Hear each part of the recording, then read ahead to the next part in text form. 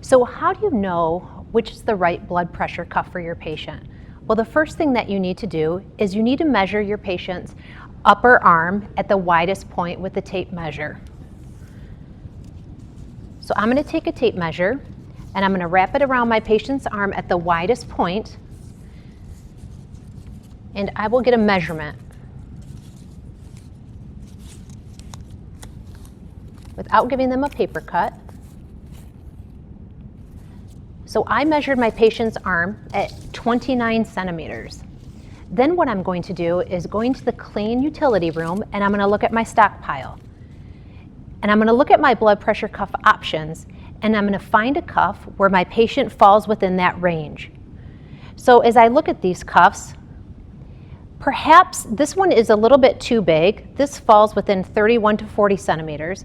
So this would be too big of a cuff for my patient. If I look at this adult regular, it's 23 to 33 centimeters. My patient does fall within that range.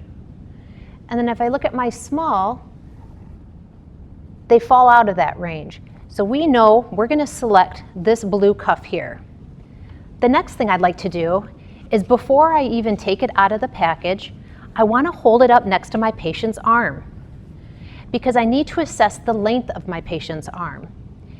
Since some of our patients have maybe really short arms, or they have arms where they're really wide at the top at their shoulder and get narrow toward the elbow, I want to make sure that this cuff will be appropriate. So I'm going to apply the cuff to my patient's arm. It falls within that measurement. I think the length will be appropriate for this patient. And then what I'd like to do is I'm going to line up the artery line with the brachial artery in the upper arm above the bend in the elbow. So I'm going to feel for my patient's brachial artery. I'm going to give it a couple feels, and it's on the pinky side of my patient's arm. I feel it here.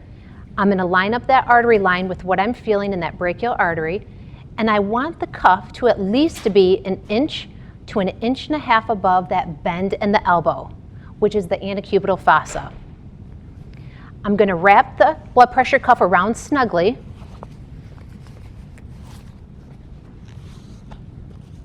And I want to make sure that the cuff closes in straight alignment.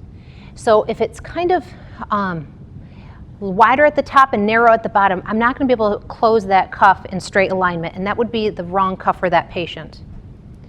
The other thing I need to check is I need to make sure that the index line falls within the range on the blood pressure cuff.